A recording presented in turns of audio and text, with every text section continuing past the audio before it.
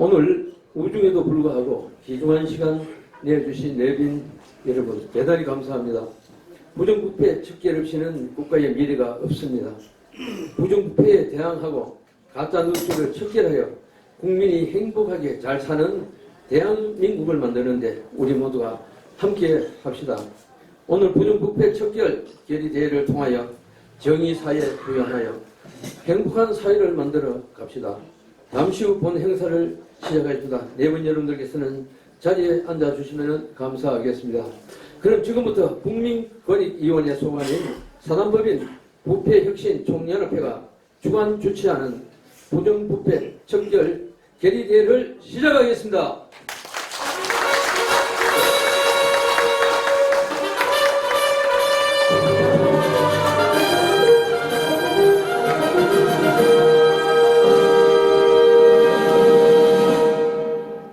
먼저 국기에 대한 명사가 있겠습니다. 모두 자리에 일어나 주시면 감사하겠습니다.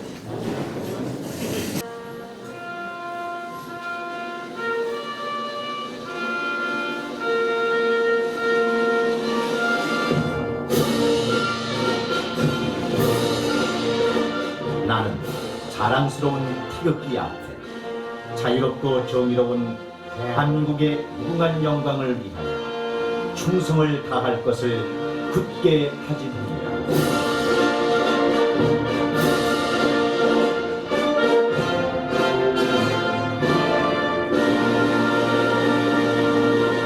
바로 애국가는 시간 관계상 1절만 하겠습니다.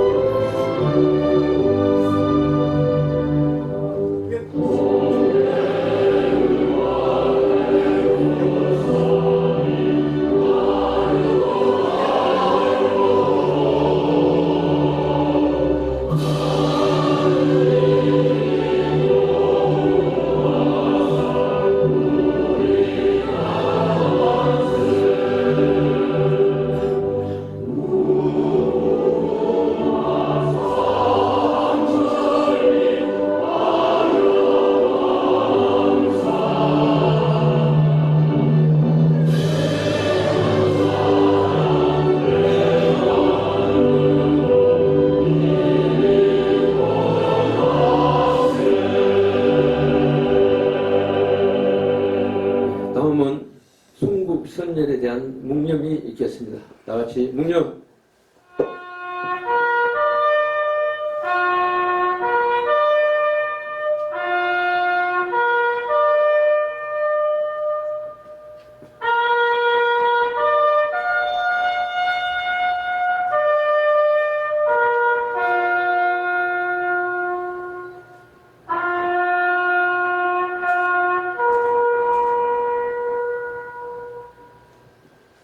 바로 이상으로 간단한 의식을 마치도록 하겠습니다.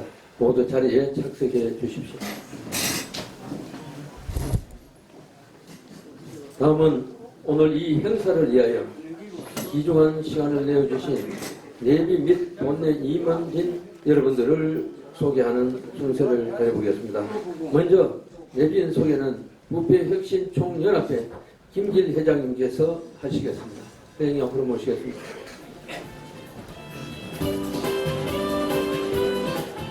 문희주 부전대학교 대단 이사장님, 전 을지대학교 총장님 우중에 멀리 오셨습니다. 감사합니다.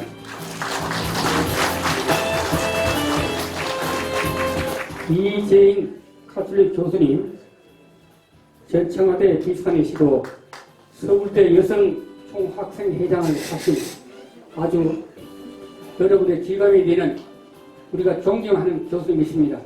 감사합니다.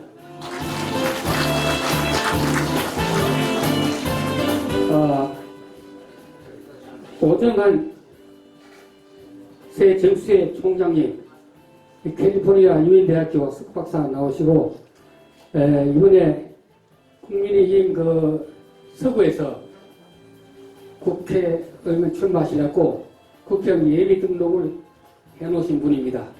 여러분 박수 한번 쳐주세요.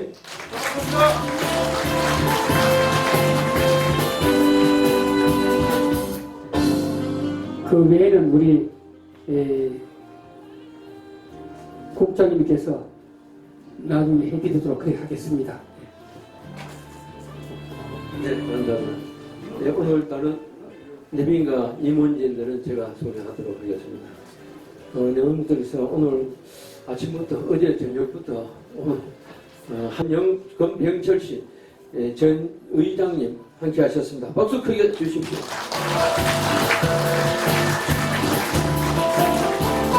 네, 그리고 국민희망위원회 경북위원장 강수원님 오셨습니다.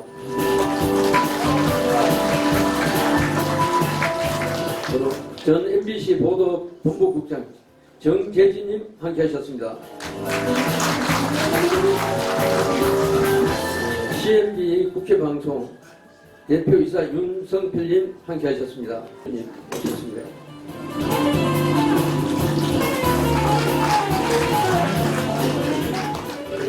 그리고 오늘 장께서 여러분들이 잘 알고 계실 생각됩니다만은 권장께서는 서울시 정무부시장을 하시고 또 18대 국회의원도 한번 하셨습니다. 그리고 33대, 34대 대구 광역시장을 하시면서 대구의 동서 긍정적인 발전을 위해서 많이 힘써 오셨습니다. 그리고 또 나라와 지역 발전을 위해서 이번에 대구 다스병에 국회의원에 출마하시기 위해서 내일 국회의원 예비자 개소식을 합니다. 여러분들 기회에 두셨다가 안 봐보시면 모두 축하해 주시기 바랍니다. 대단히 감사합니다. 네, 다음은 본내 임원진 분들을 소개하겠습니다. 네, 먼저 제1수석 부회장이신 이창열님. 자, 제가 호명을 하면은 여러분이 많기 때문에 일서서 인사하도록 그렇게 하겠습니다. 부회장 송기님, 사무총장 신노수님, 여성부회장 김영수님, 여성지도위원장 임효수님, 여성지도위원 오순찬님, 대외행력위원장 김무송님, 문화예술위원장 권택순, 문화예술위원 이금순, 재무 전호근, 정보국장 김창수, 홍보위원 조옥희. 이상 일서주시오 자리에 차려 경례.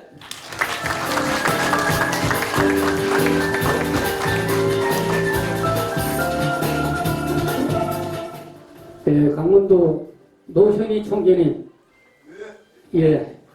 우리 부패혁신 총연합에 가장 많이 협조해 주시고 도와주시는 분입니다. 여러분 박수 한번 쳐주세요. 예, 이상으로 님의 및 본회 임원진 소개를 모두 마치겠습니다. 혹시 빠지신 분이 계시거나 사회에 오시는 분은 나중에 별도로 소개해 드리도록 하겠습니다. 다만 사단법인 부패혁신 총연합 김길 회장님의 인사 말씀이 있겠습니다.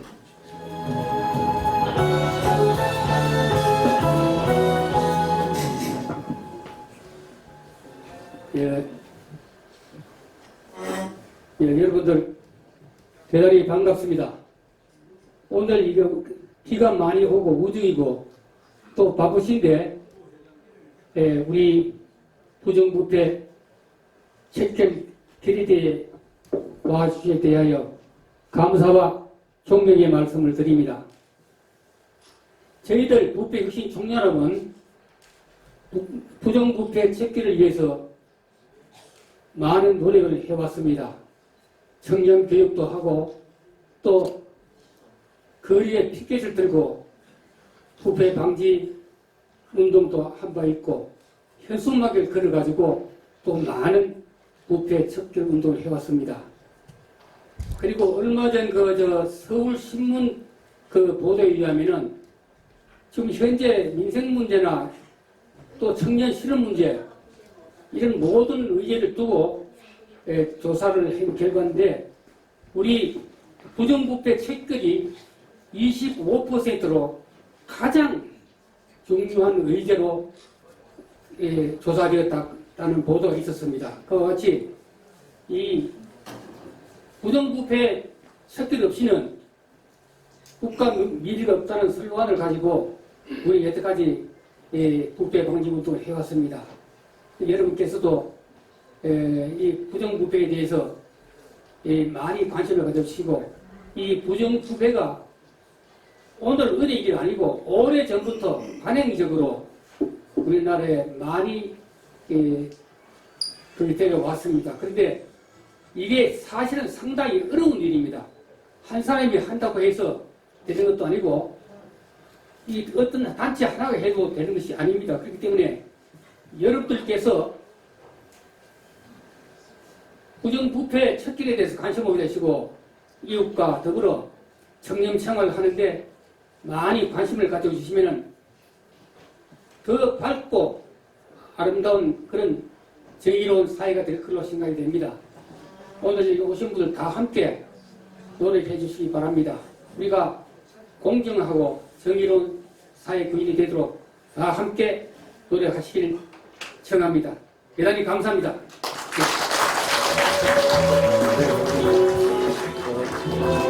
이제 방금 인사를 나눠주신 김길 회장님, 오늘 이 자리를 마련하기 위해서 몇 달 전부터 물심양면 정말 고생 많이 하셨습니다.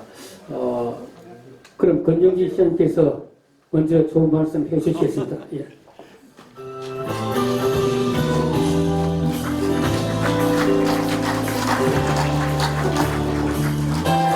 네, 여러분 반갑습니다. 권영진입니다. 인사 올리겠습니다.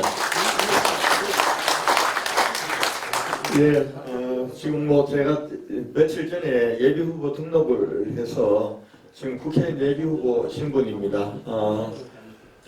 얼마 전에 우리 강동호 위원장님, 제가 강동호 위원장님은 뭐 친형처럼 제가 존경하고 따릅니다.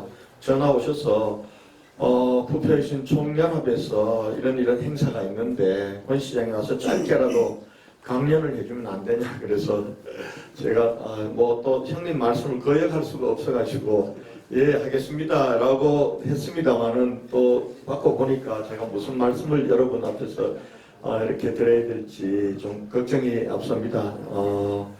제가 몇 분 정도 하면 됩니까? 지금 하시는 게 아니고요. 좀 이따 세분 패널 시간이 별도로 있습니다. 30분. 잠깐 인사만 하고 바로 지금 인사만 하셔야 됩니다. 인사만 간단하게 하셔야 됩니다. 지금 인사하는 시간이에요. 제가 아마 여기에서 계속 머물러 있지 못할 것 같아서 우선 아마 여기에서 김길 우리 총재님 비롯해서 부패신 총연합 우리 회원님들 우리 아마 외부에서 오신 분들도 많은 것 같은데요.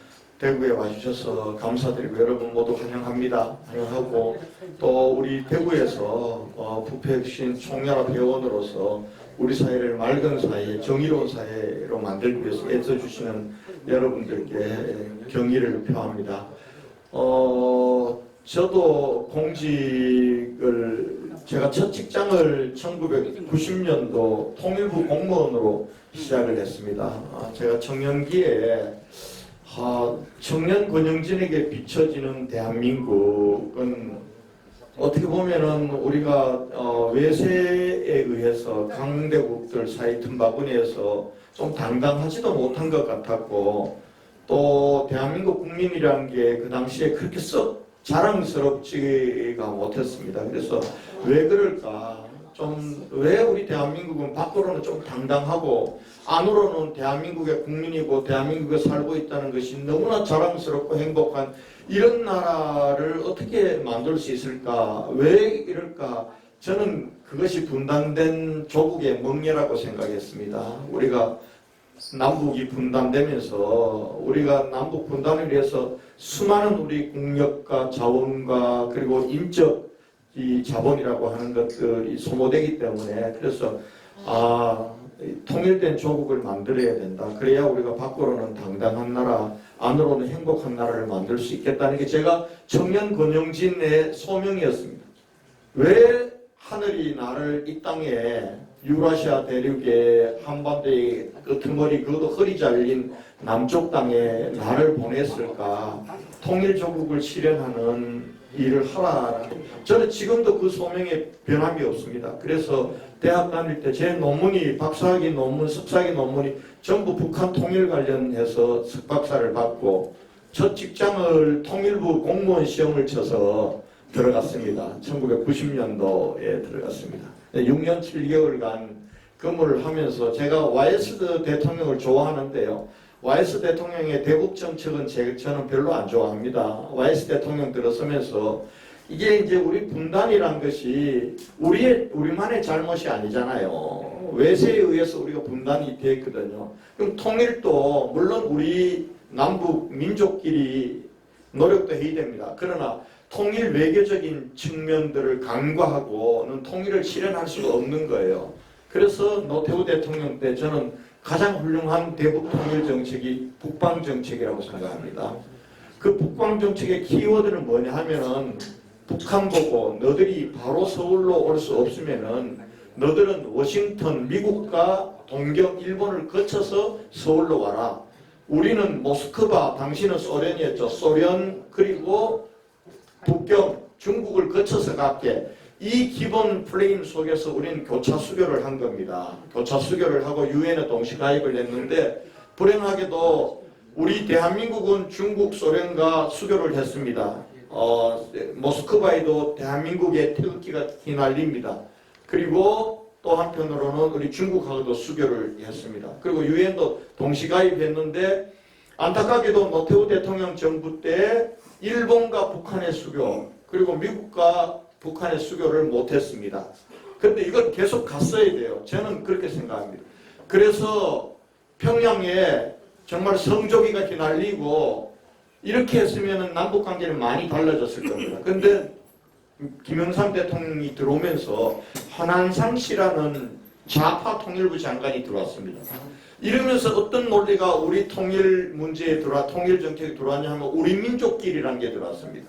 우리 민족끼리 해야지 통일을 왜 무슨 외세 간섭 속에서 이렇게 하면서 이인모 여러분들 생각나실지 모르겠어요. 이인모라는 사람을 미전향 장기수입니다. 이 사람을 북한으로 돌려보내고 이런 일을 하다가 이 대북 정책이 냉탕 온탕 왔다 갔다 하면서 그러면서 지금 어찌 보면은 이때까지 그 가운데서 좌파 정권이 몇 차례 거치면서 북한의 핵도 무슨 우리 민족 거다 이러면서 지금 이렇게 남북 관계를 엉망으로 만들어 놓은 겁니다. 이런 상황인데 그래서 그걸 보면서 제가 안 되겠다. 통일부에서 공무원으로서 내가 통일 시대를 만드는 게 한계가 있겠다. 이런 생각을 하고 또 한편으로는 그 당시에 이제 북한도 알게 되고 또 제가 이 통일부 근무하는 동안 동서독 통일이 이루어지고 사회주의권이 대붕괴가 되면서 사회주의권의 실상 어떤 체제가 우리 국민들을 더 행복하게 만들 수 있는 체제인가 어떤 체제로 인류는 나아가야 될 것인가 그 답은 자유민주주의와 시장경제라는 게 분명했습니다. 정말 사회주의 국가들 떵떵거리던 나라들 안을 들여다보니까 정말 형편없는 그 형편없는 것 중에 가장 중요한 게 부패였습니다. 부패공화국들이었습니다. 지금 북한도 마찬가지입니다. 부패공화국입니다. 어떤 사람이 그러더라고요. 탈북자가 와서 자기 동네에 뭐 하다가 사형 선고를 받은 사람이 있는데 그 사람이 친척 중에 하나가 좀 센 사람이 있고 밀거래를 해서 돈을 좀 모았답니다. 20만 원을 쓰고 그냥 그 다음 날로 풀려났대요. 사형수가. 뭐 하여튼 이렇게 돼 있는데 그나마 자유민주주의국가 시장경제란 것이 부패의 측면에서도 훨씬 우월한 그러한 체제이고 제도입니다. 아마 우리 대한민국 여러 계신 선배님들 그리고 우리 선배님들 덕분에 지난 75년의 우리 대한민국 역사는 위대하고 빛난 역사였습니다. 정말 일제식민지에서 독립하고 그리고 건국운동을 했는데 건국이 통일된 국가로 되지 못하고 우리는 분단된 조국으로 왔습니다. 결국 분단의 멍에는 한국전쟁을 치러야 했고 53년 7월 휴전이 됐을 때 여러분 그때 우리 대한민국 1인당 국민소득 얼마인지 아시는 분 계세요? 53년도 66불입니다. 66불밖에 안 됐어요. 아마 세상에서 그때 신생 독립국들 지금 유엔에 가입한 나라가 193개 정도 돼요. 그 나라들 중에 가장 못 사는 나라가 우리나라였어요. 원조 안 받은 미국 원조 없으면 끼니도 연명하지 못하는 미국으로부터 우리가 79년도까지 147억 불의 원조를 받았어요. 그 중에 47억 불은 무상 원조입니다. 이런 나라인데 여러분 지금 우리 국민소득 얼마입니까? 2017년 3만 불 넘겼어요. 3만 불. 그래서 우리가 3050 클럽에 들어있습니다. 여러분 3050 클럽 아시는 분 있습니다. 선물 좀. 아시면서 얘기 안 할까요? 1인당 국민소득이 3만 불이 넘고 3만 불 넘는 나라는 굉장히 많아요. 저 룩셈부르크 같은 경우는 11만 불이 넘어요. 핀란드, 저 동유럽, 북유럽 국가들 중에 많아요. 그러나 그 나라들은 인구가 얼마 안 돼. 500만, 룩셈부르크는 50만 정도밖에 안 돼. 그 다음에 저 700만 이런 나라들은 공장 하나, 핀란드에는 노키아만 하나 있어도 1인당 국민소득이 몇만 불 훌쩍 넘어가는데 근데 인구가 우리가 얼마예요? 5천만이라면 5천만 국민이 있는 나라에서 1인당 국민소득이 3만 불이라는 건 대단한 거예요. 이거는. 그래서 우리가 세계적으로 경제 규모와 세계적으로 잘 사는 나라를 얘기할 때 3050 클럽이라고 얘기해요. 1인당 국민소득이 3만 불이 넘때 인구가 5천만이 넘는 나라 몇 나라 있습니까? 세계에서 7나라입니다. 7나라. 거기에 우리나라 대한민국 들어가 있습니다? 안 들어가 있습니까? 들어가 있습니다. 들어가 있어요. 그러니까 일본이 제일 먼저 가입했어요. 일본, 미국, 그 다음에 영국, 프랑스, 이탈리아, 그리고 한 나라 뭐죠? 독일. 맞습니다. 그리고 대한민국. 카나다는 국민소득은 높지만 인구가 5천만이 안 돼. 거기 못 들어가는 거예요. 이런 나라를 강복 70년 만에 우리가 대한민국을 만든 거예요. 그리고 우리가 원조 받던 나라에서 1979년도 우리 원조 주는 나라로 완전히 바뀌었잖아요. 이렇게 나라는 정말 커졌어요. 근데 여러분 우리 대한민국에서 사는 게 행복하다고 생각하지 않는 사람들도 많아요. 국민들에게 행복 지수는 물어보면 우리가 경제 규모는 세계에서 10위권인데 행복하냐고 물어보면 행복지수는 50위권 밖이야. 우리가 그 행복지수가 낮은 여러 가지 지표들이 우리가 자살률이 높다든지 어르신들 고생은 쎄 빠지게 하고 일은 열심히 했는데 우리 어르신들이 가장 가난해. 노인 빈곤율이 높다든지 그리고 아직도 나라가 투명하지를 못해요. 공직자들이 투명하지를 못해요. 왜 투명하지 못하냐 하면은 공직자들 생각이 우리가 잘못된 거예요. 저도 공직의 길을 걸어왔죠. 자, 헌법 1조가 뭡니까? 대한민국은 민주공화국이다.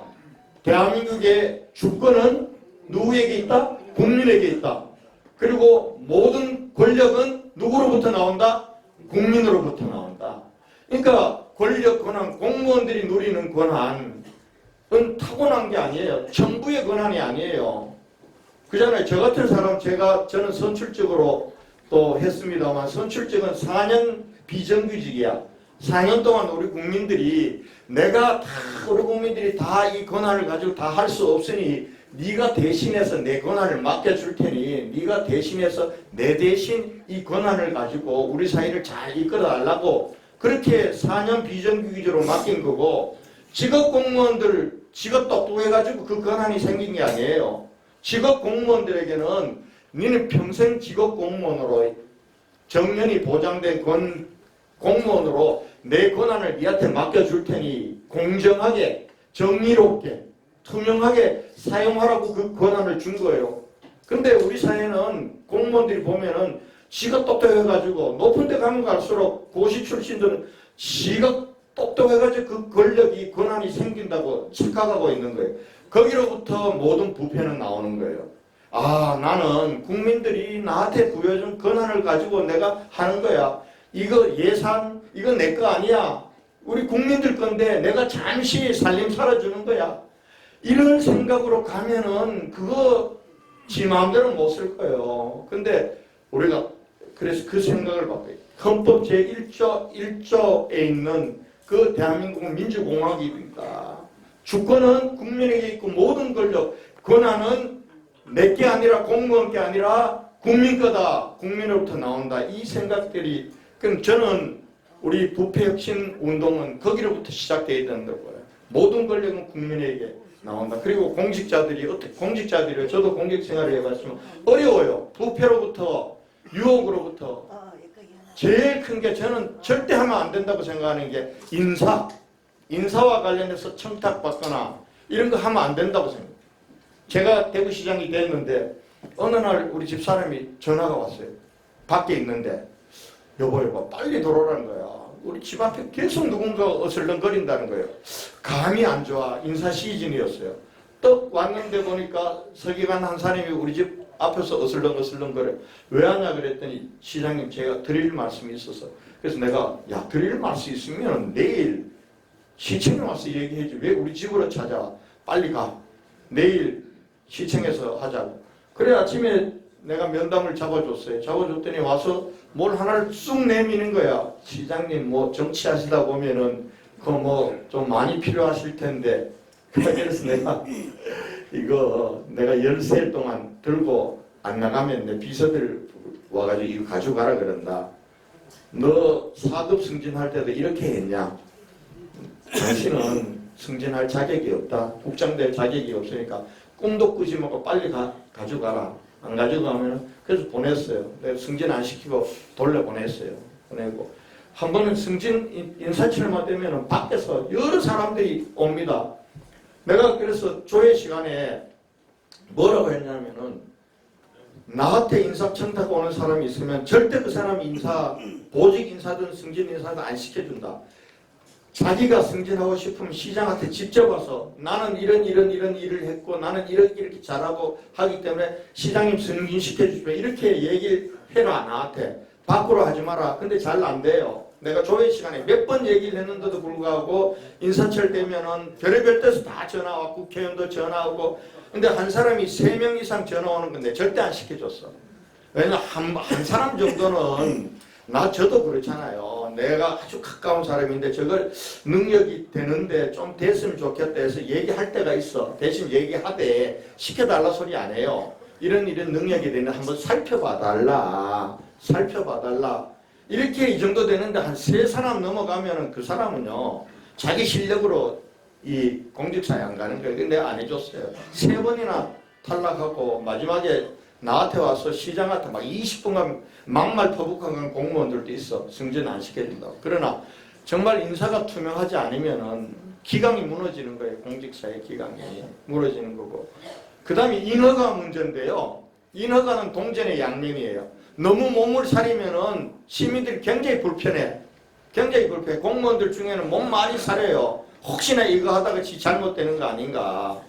근데 또 인허가를 가지고 청탁받고 하는 것도 많아요. 근데 그래 되면 어떻게 돼요? 누군가가 이익 볼 걸 지가 부당한 방식으로 이익을 보는 거거든요. 이건 국가 신임도 하고 문제가 되는 거예요. 하여튼 어쨌거나 뭐 이런 여러 가지들이 있습니다. 그래서 저는 우리 공직자들 그리고 특히 우리 국민들이요. 내가 주인이라는 생각을 가져야 돼요. 저 공무원들에 맡긴 게 그 내 권한인데 거기 가지고 왜 우리가 빌어야 돼요? 그 사람들한테 우리 권한을 잠시 맡겨놓은 사람들한테 가서 왜 우리가 뭘 뒷돈을 주거나 뭘 하고 해야 돼요? 당당하게 얘기해야죠. 당당하게. 이렇게 얘기하는 거, 이렇게 일하는 방식 중에 하나가 제가 공무원들하고 시민들하고 소통시키는 거예요. 현장 소통 시장실이라고 제가 대구시장을 하면서 코로나 오기 전까지 100번 정도 했어요. 그러니까 시장이 시청 안에만 있지 않고 현장으로 나가는 겁니다. 민원이 있는 현장, 중요한 정책이 있는 현장, 공무원들 다 데리고 나갑니다. 중요한 국장들, 과장들 다 데리고 나가서 주민들하고 같이 하는 거예요. 그러면은 주민들이 문제제기 막 하는 거예요. 예를 들면 이런 현장이에요. 저 범어공원을 우리가 정말 일괄적으로 사들여야 공원을 지키는데 그거 반대하는 주민들이 있었거든요. 그 현장. 국가산업단지 만드는데 국가산업단지 1단계는 하고 2단계를 안 하니까 5년이 지났는데도 길도 못 고치고 그 다음에 저 집도 못 고치고 하니까 시민들이 이거 빨리 우리 해제해달라고. 근데 이 해제해버리면은 대구 국가산업단지 어렵게 만들었는 게 수포로 돌아가잖아요. 그래서 거기 나가서도 하고 뭐 이렇게 하면서 공무원들의 세계를 시민들이 알고 시민들의 바람을 공무원들이 아는 나는 현장 소통 시장실이 참 의미가 있었는데 그것 때문에 못했어요. 코로나가 오면서 더 이상 못했던 게 너무 아쉬워요. 제 말씀이 이 정도 마칠게요. 뭐 제가 얘기하려면 수도 없지만 여러분 부패 없는 나라를 만드는 거는 공직자도 헌법 1조 그리고 우리 국민들도 내가 주권자다. 내가 주인이지 공직자들이 특히 우리가 표를 줘가 뽑아놓은 국회의원 뭐 시장 이런 사람이 주인이 아니고 이 도시의 주인은 나고 이 나라의 주인도 나다. 그렇기 때문에 우리가 두 눈을 부릅뜨고 정의로운 나라, 투명한 나라 만들기 위해서 우리가 해야 도둑놈들이 도둑질하는 거 우리가 막을 수 있다. 이런 생각을 우리가 가져야 된다. 여러분들 그 생각으로 오늘 이 자리에 모이신 거죠? 예. 여러분들이 계시면 우리나라는 좋은 나라 될 것 같습니다. 예. 좋은 시간 되십시오. 감사합니다. 예, 그동안 8년 동안 우리 대구 강역시를 위해서 열심히 일해주신 권영진 우리 전 시장님께 다시 한번 큰 박수 부탁드리겠습니다. 말씀해 주십시오. 예, 이재인님은 전 서울대학교 여성총학회 회장님 하셨고 전 청와대 비서관 현재 대구 가톨릭대학교 교수로 활동하고 계시는 분입니다. 다시 한번 큰 환영의 박수 부탁드리겠습니다. 안녕하십니까. 소개받은 이재입니다.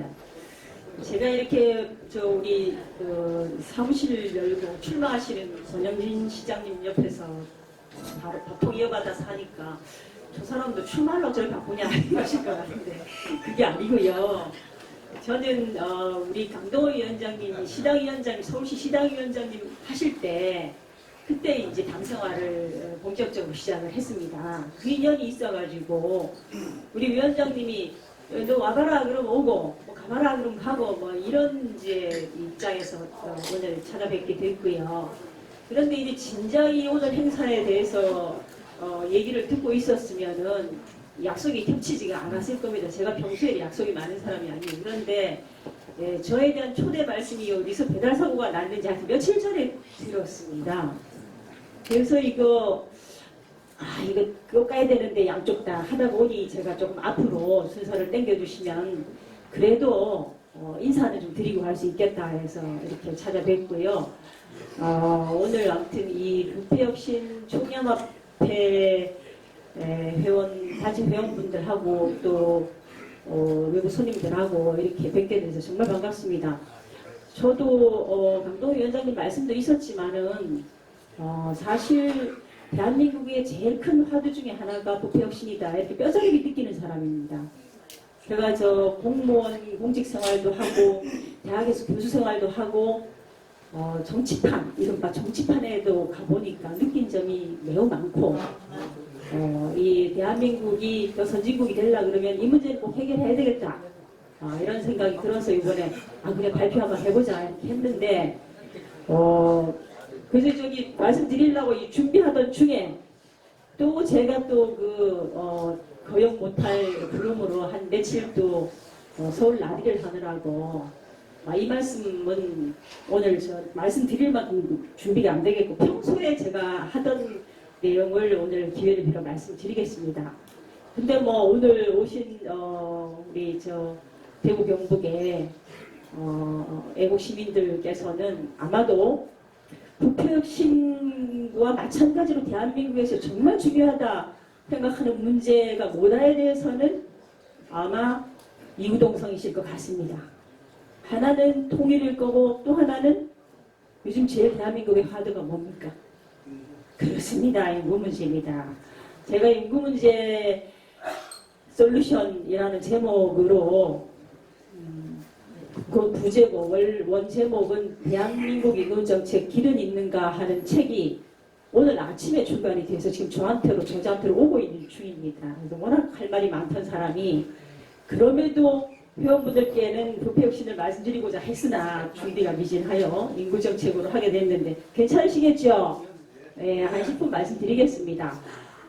뭐 닭 대신 꽁이 될란가 꽁 대신 닭이 될란가 잘 모르겠습니다만 부패혁신은 제가 평소에 느끼는 바가 있어서 좀 지표를 한번 봤더니 사실 우리나라가 우리 권영진 시장님도 말씀하셨지만 3050 국가 7개국에 들어가는 대단한 위상을 가진 나라가 되지 않았습니까? 그리고 국가 경쟁력 이런 걸로 봐도 뭐 10등 내외에 들어가는 데 비하면 아직 청렴지수라고 세계기구에서 집계하는 청렴지수 2가지가 있는데 거기는 10등 내외로까지 국가 경쟁력 순위만큼까지 못 올라가고 있습니다.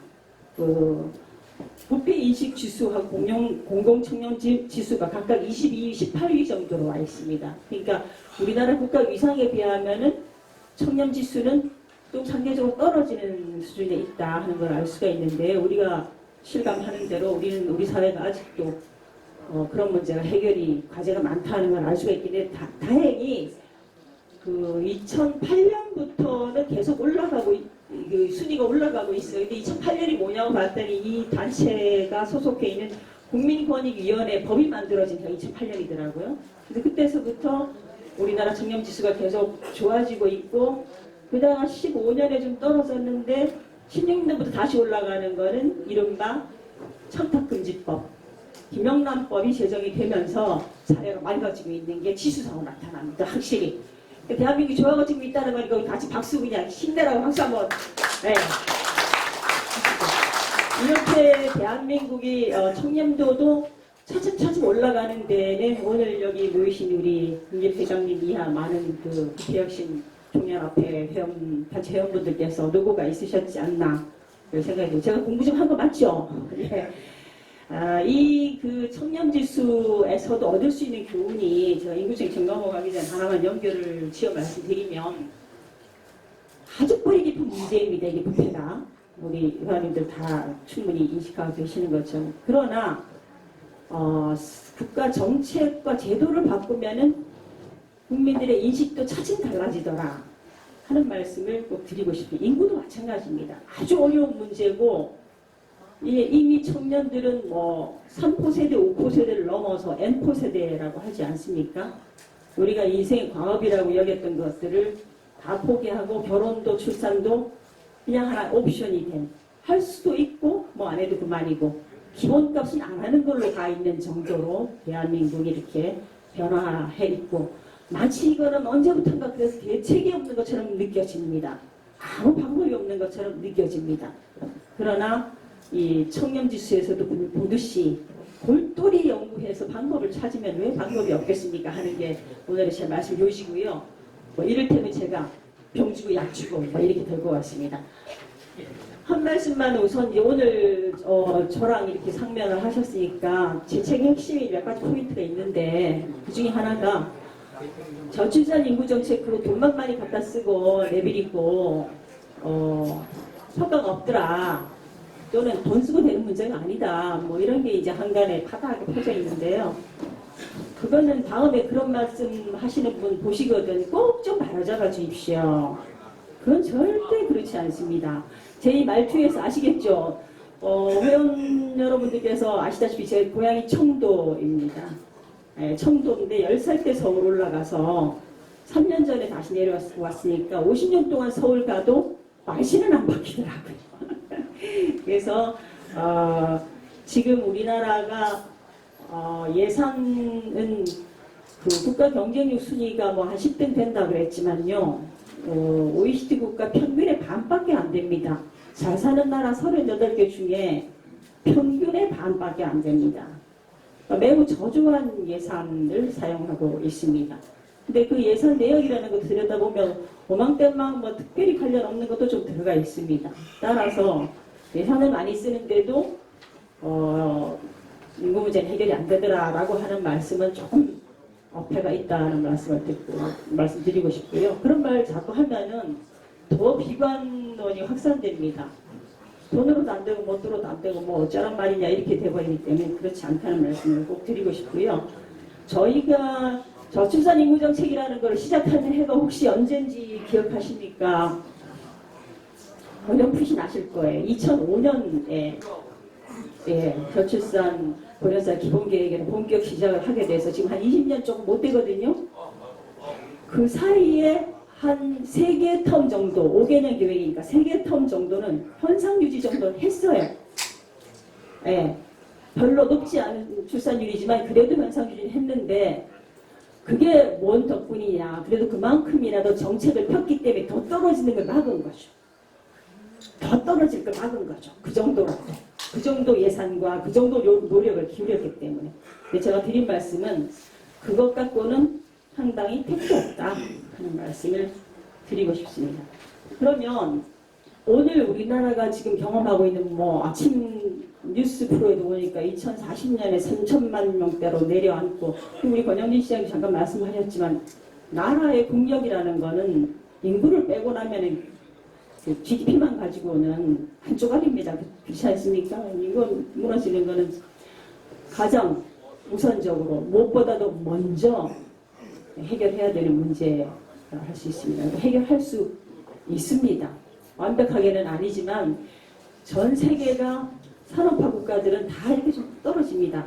떨어지는 게 멈춰있는 나라들은 잘 가서 보면요. 예산의 힘으로 정책의 힘으로 다치고 있는 겁니다. 더 못 떨어지게. 네, 그 말씀을 이제 좀 드리고 싶은데요. 우리나라가요. 출산율이 떨어져도 1.2 뭐 이게 초저출산이라고 하는데 그 밑으로 기어내려오기 시작한 게 언제부터냐 하면요. 2014, 5년부터 그 이후로 더 가파르게 내리막을 그었습니다.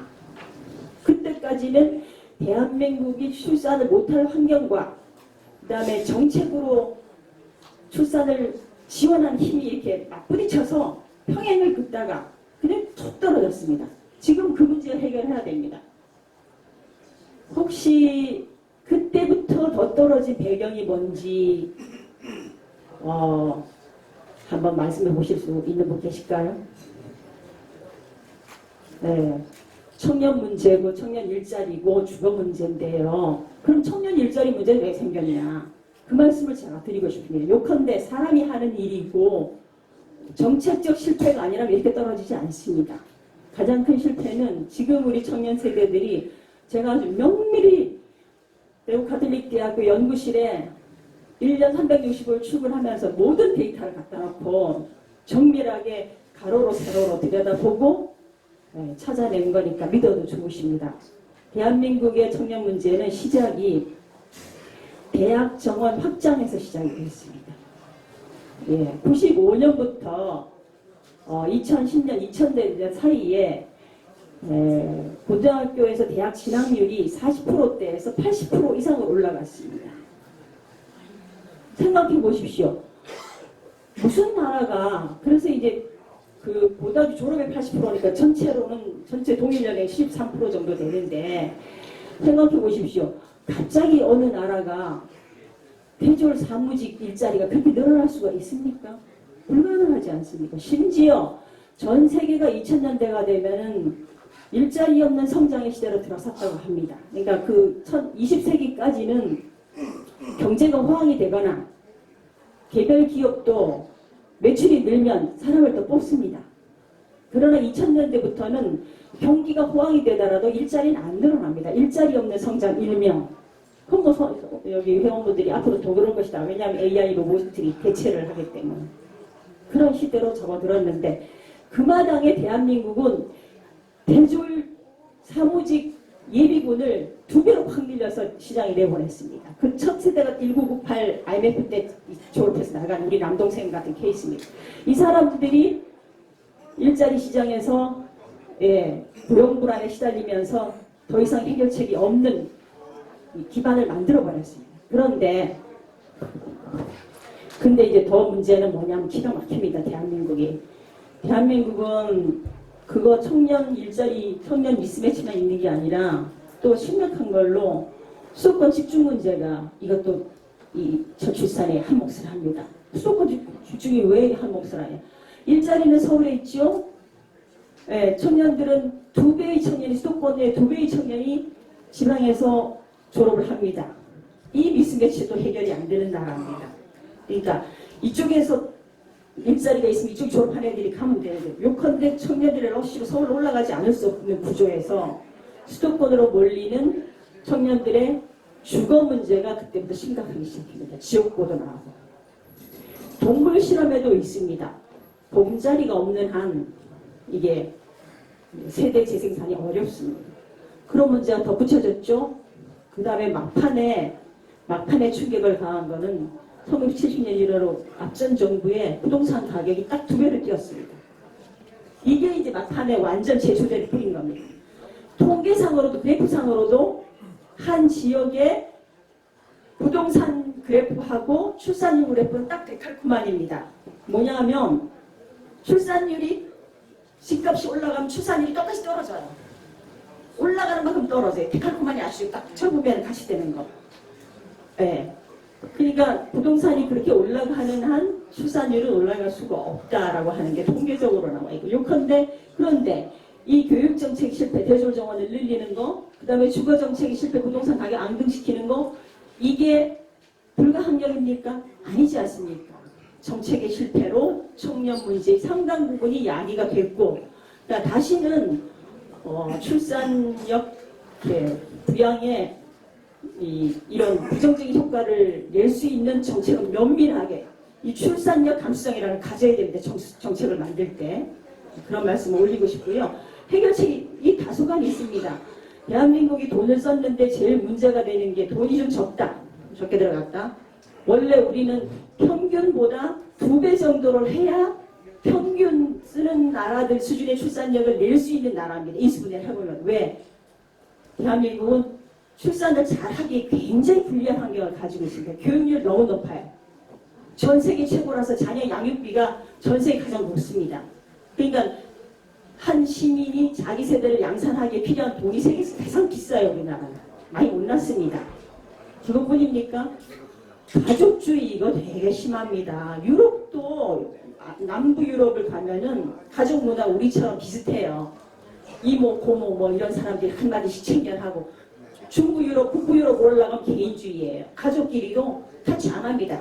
각자의 세계관을 살아가는. 근데 각자의 세계관을 살아가되 아기가 나면 국가가 키워주는 이런 나라들은 출산율이 방어가 됩니다. 근데 키워주지 못하는 가족들이 뭐라 말이 많아요. 어떻게 혼전에 애를 낳니? 무슨 생각하고 애를 낳니? 뭐 이런 얘기 하기 시작하고 결혼도 해야 돼. 뭐 저렇게 하면은 출산 얼어붙습니다. 그래서 정책은 이 대목에서 꼭 말씀드리고 싶은 거는 정책이자 또 앞으로 변화해야 될 환경은 자녀가 있는 가족 또는 자녀가 있는 부모에게는 키울 수 있는 환경을 만들어주는 거가 제일 중요하지. 격려하고 뭐 어떤 조건에서 애를 낳느냐 조건은 국가가 만들어야 됩니다. 이런 부분이 이제 제 책의 요지였다는 말씀드리고요. 해결이 되실 것 같죠? 출산율 감수성, 정책 사업 잘 핀다. 오늘 여기까지 하는 걸로 오늘 만나뵌 보람이 있는 것입니다. 고맙습니다. 네, 수고하신 우리 유재인 대구 가톨릭 대학교 교수님, 우리 다시 한번 큰 박수 부탁드리겠습니다. 예, 순서를 조금 바꾸겠습니다. 우리 회원님들 모두 밖에 나오셔야 나와주세요. 이쪽으로 옆으로 말해서 회장님 김필 회장 이쪽으로 판을 맞아. 일로 오시면 가운데로.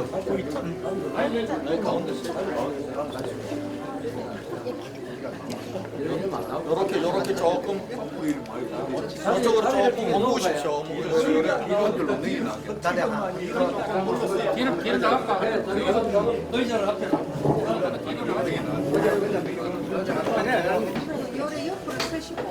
카메라를 치워야 되겠네. 맞아, 의자 좀더 넣어. 양요.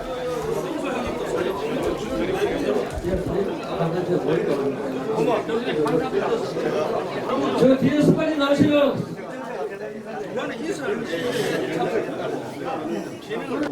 문희주 부천대학교 재단 이사장님께서 좋은 말씀해 주시겠습니다. 참고로 문희주님께서는 전 을지대학교 총장을 역임하셨습니다. 오늘 멀리서 저희들을 위해서 이 강연에 오셨습니다. 큰 박수 부탁드리겠습니다. 제차에 됐지만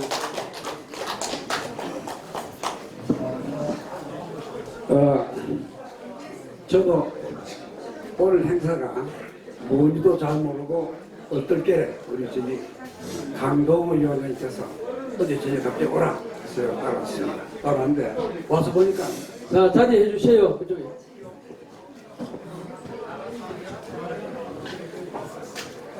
저 장례 정리가 좀 잠깐만요. 문화위원장님, 문화위원장님, 예?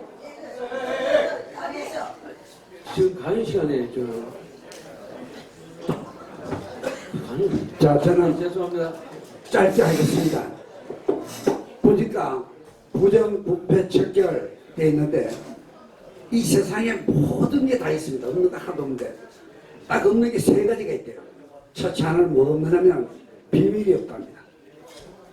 비밀이 없다. 즉 지금 문제가 된 게 전부 비밀이 있다고 생각하기 때문에 문제되는 거지. 비밀이 없다고 생각하면 문제될 게 하나도 없습니다. 그래서 첫째로 비밀이 없다. 단 조금 일찍 밝혀졌냐 늦게 밝혀졌냐 그 차이점이다. 두 번째로 없는 게 뭐냐면 정답은 없다. 저는 강의하면서 내가 가르쳐주는 이 내용은 너희들이 내려가게 되면은 전부 틀릴 수도 있다. 왜 그러냐면은 옛날에는 과학은 바뀌지 않았는데 지금은 과학도 바뀌는 겁니다. 그래서 이 세상에 정답은 없다. 정답이 없다고 생각하면은 싸움이 없어집니다. 다툼이 적어지는 겁니다. 세 번째로 뭐가 없느냐면 공짜는 없다.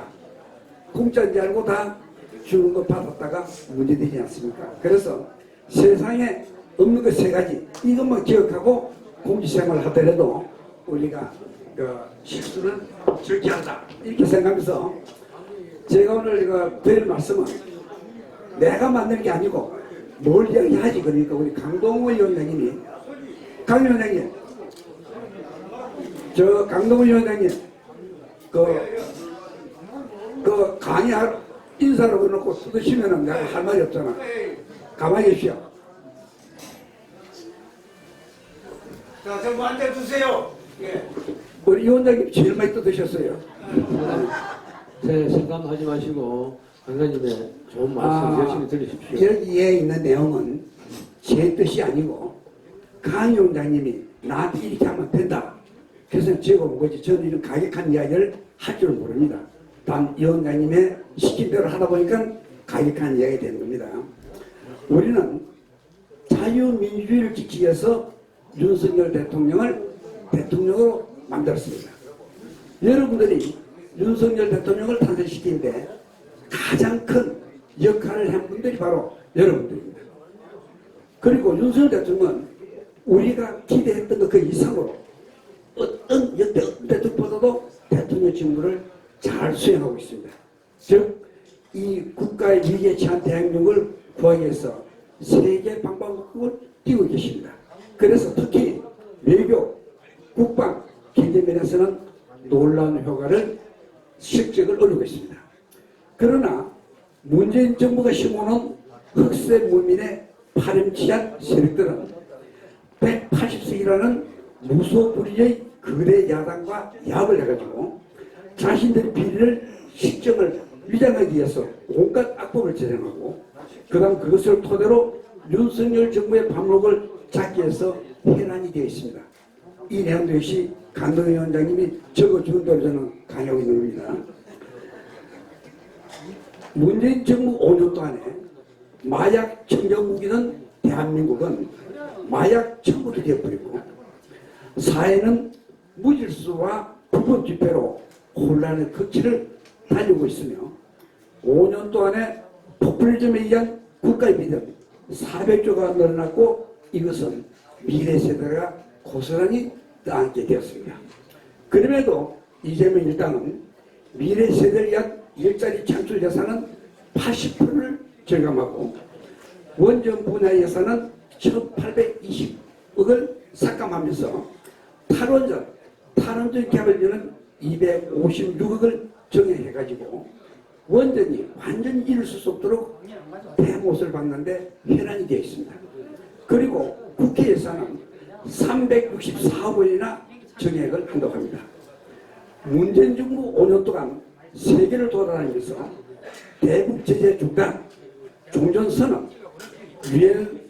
유엔사 해체 등을 주장하면서 김정은 대변인 노릇을 충실하게 수행했고 김여정의 말 한마디에 대북정당 살포금지법을 4시간 만에 만들겠다고 약속했습니다. 건국 초기에 대한민국 건국을 방해하고 공산주의 국가 건설을 위해서 활동하면서 수많은 인명을 무장해제시키고 무참하게 살상한 남도당과 빨치산의 폭동을 민주화 운동으로 변절시켜서 공간을 구별하지 않고 온갖 악과 규정을 만들어서 지원하고 있습니다. 세월호나 이태원 사고까지도 유족의 슬픔을 정쟁의 도구로 활용하면서 국민을 이간질하고 사회를 혼란시켜서 윤석열 정부를 전령발이로 만들고 있습니다.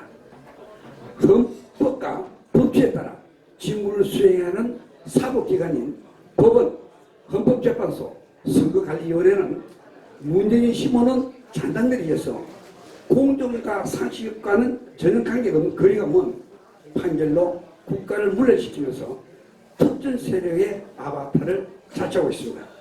이런 현실을 묵과할 수 없기 때문에 정신도 아니고 사회운동가도 아닌 순수한 자연과학 학자인 교수인 제가 이런 자리에 참석하게 되었습니다.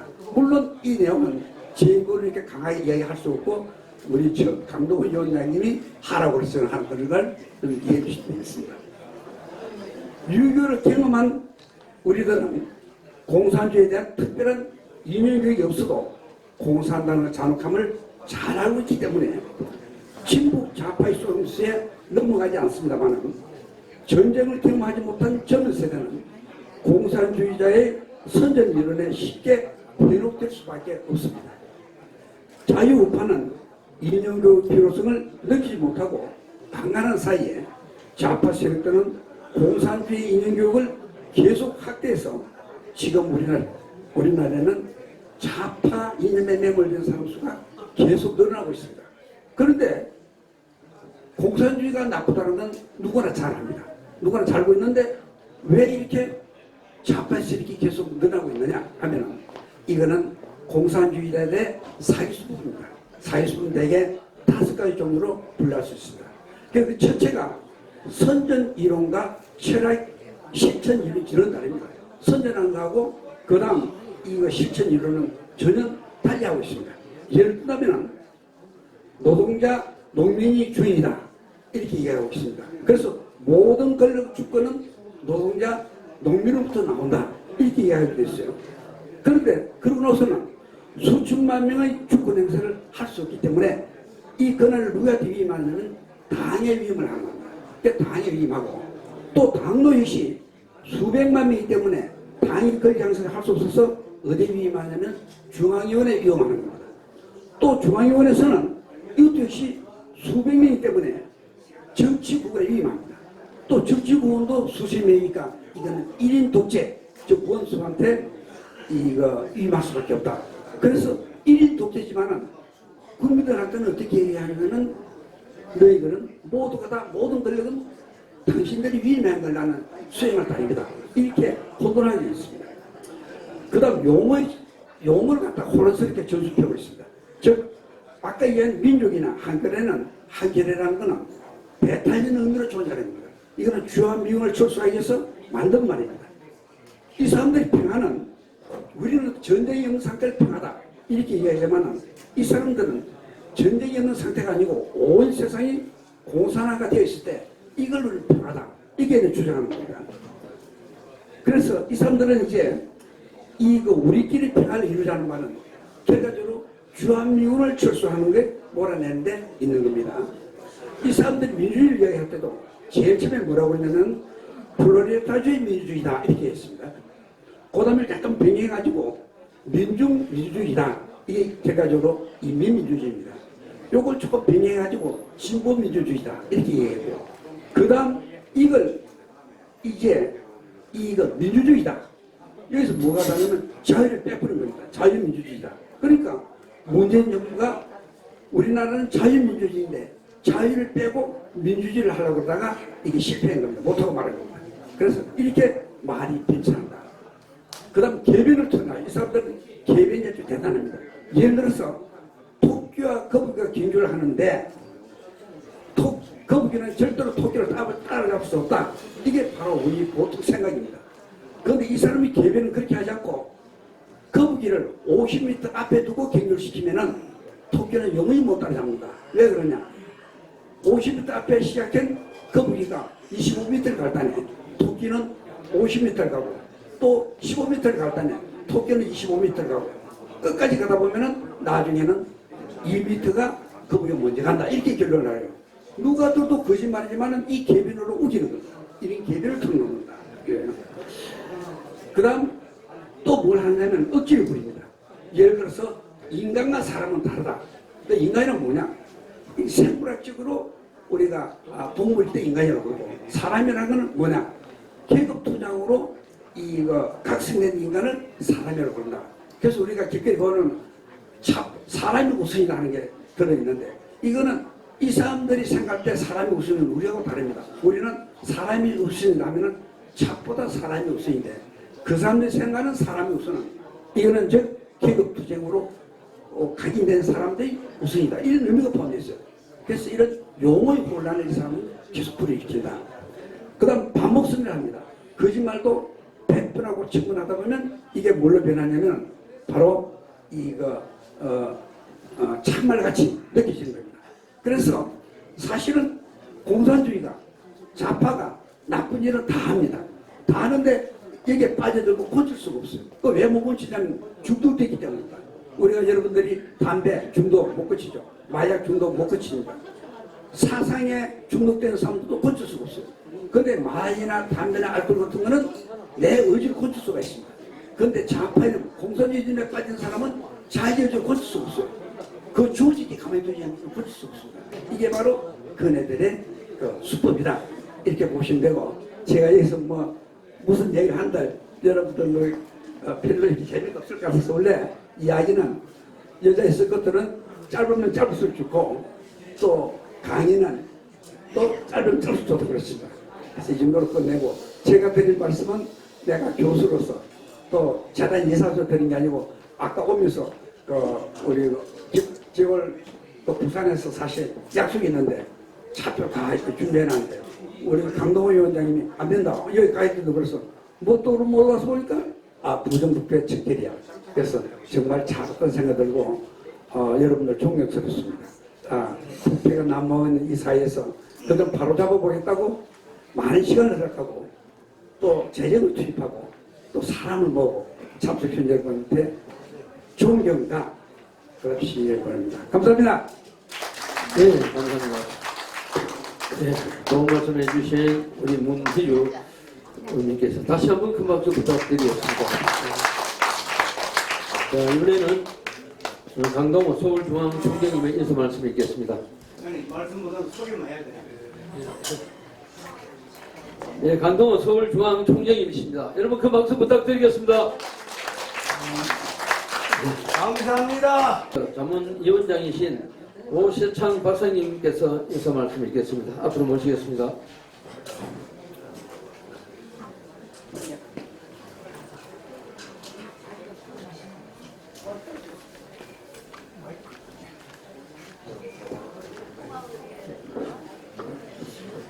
예, 인사드리겠습니다. 자문위원장 맹물 오세창입니다. 반갑습니다. 지금 우리는 상당히 어려운 시대를 살고 있습니다. 자유민주주의와 시장경제 이 두 가지는 우리가 놓쳐서는 안 되는 겁니다. 부정부패는 그것을 지키고 헌법을 지키면 되는 겁니다. 우리나라의 지금 현재의 수준은 헌법대로만 하면은 우리나라는 기본이 있는 나라입니다.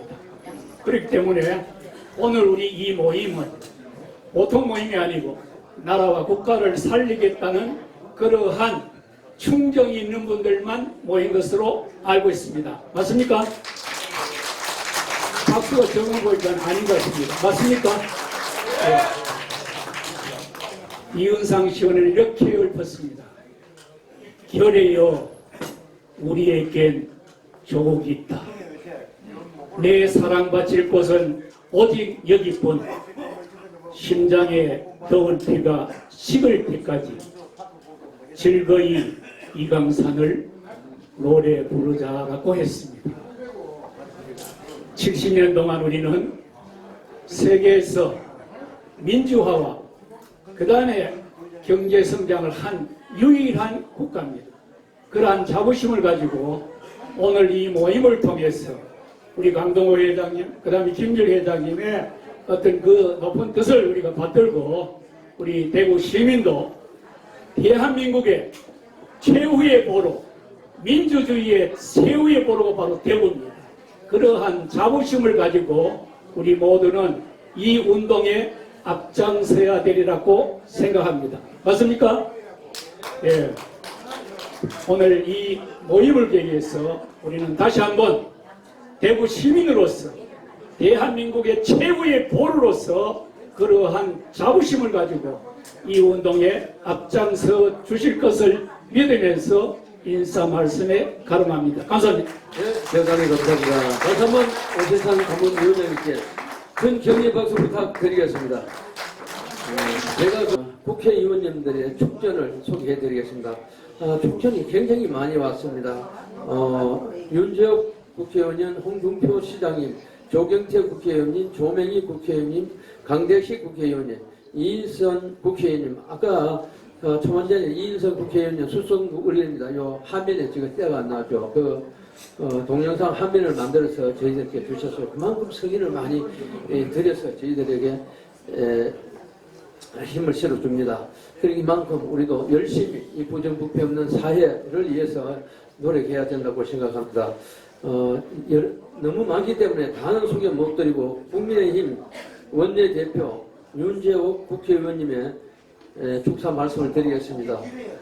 사단법인 부패혁신 총연합회 계리대 개최를 진심으로 축하드립니다.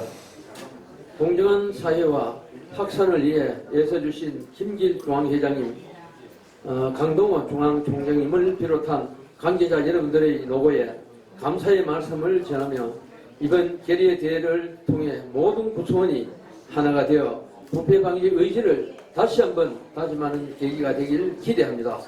오늘 참석해 주신 분들의 건성과 사단법인 부패혁신 총연합회 회의 무궁한 발전을 기원합니다. 이렇게 해주셨습니다. 직접 이 자리에 참석을 모아주셨습니다. 이분들에게 우리 큰 박수 부탁드리겠습니다. 여러분 반갑습니다. 대구 수성골 국회의원 인선입니다. 부정부패 척결대회 및 세미나 개최를 진심으로 축하드립니다. 대한민국을 투명하고 깨끗한 나라로 만들기 위해 제1순에서 애쓰고 계시는 김길 회장님과 강동호 중앙총재님의 노고에 존경과 감사를 드립니다. 가짜뉴스와 부정부패는 우리 사회의 근간을 뒤흔들 정도로 심각한 사회 문제로 떠오르면서 국민들의 분노를 사고 있습니다. 오늘 행사가 가짜뉴스와 부정부패를 바로잡을 수 있는 뜻깊은 자리가 되길 기대합니다. 여러분이 계시기에 대한민국의 미래는 밝아질 것이라고 생각합니다. 앞으로도 자부와 긍지를 가지고 국민을 위해 힘써 주시기를 부탁드립니다. 저도 함께 대한민국의 밝은 사회를 만들기 위해 최선을 다해 노력하겠습니다. 날씨가 많이 쌀쌀해졌습니다. 참석하신 모든 분들 건강 조심하시고 댁내 두루 평안하시기를 기원합니다. 감사합니다.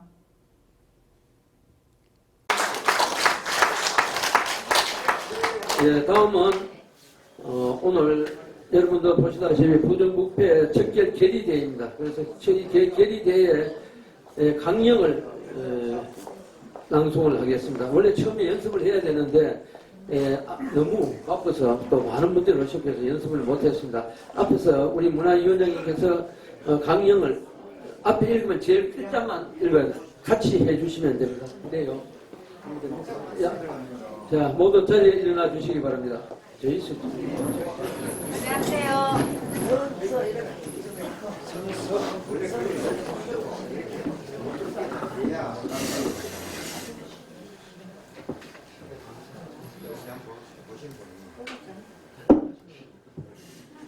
마지막에 노력한다 그러면 여러분들은 노력한다만 해주시면 됩니다. 앞에 쭉 있는 거 보시고. 예.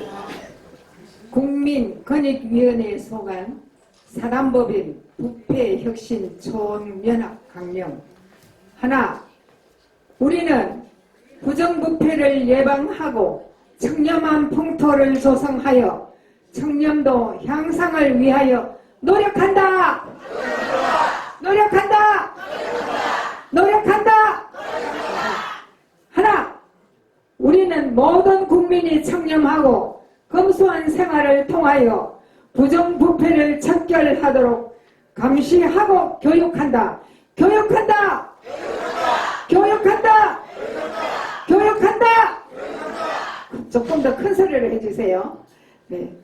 하나, 우리는 모든 공직자들이 알선청탕을 할 수 없도록 감시하고 고발하여 신뢰받는 공직자들이 되도록 앞장선다. 앞장선다. 앞장선다. 하나, 우리는 부정부패를 용인하지 않으며 청렴사회를 만들어 가는데 빛과 소금이 된다. 된다. 된다. 하나, 우리는 정치, 경제, 사회, 문화, 지방, 자치단체, NGO, 언론들과 함께 전방위적으로 부정부패 척결 운동을 전개한다. 전개한다. 전개한다. 하나, 국민 예산 감시 운동과 투명한 정책을 및 예산을 효율적으로 실천하는가에 대한 혁신적인 감시 운동을 전개한다. 전개한다. 전개한다. 화이팅! 네, 감사합니다. 자, 모든 자리에 착석해 주시면 감사하겠습니다.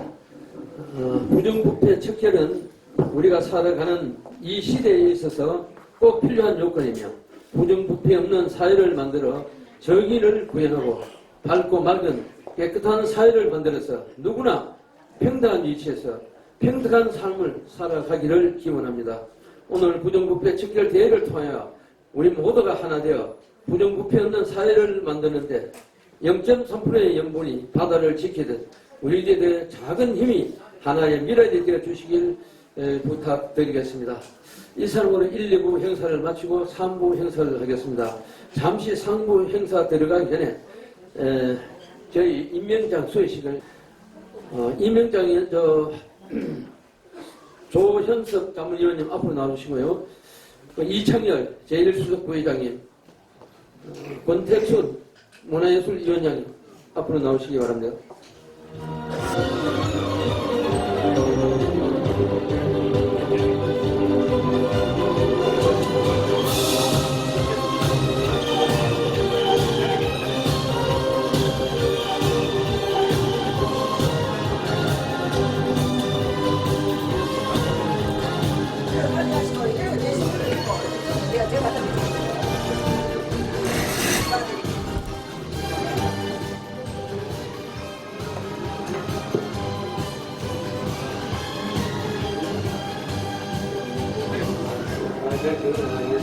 임명장 조현석 사단법인 부패혁신 총연합 자문위원으로 이와 같이 임명함.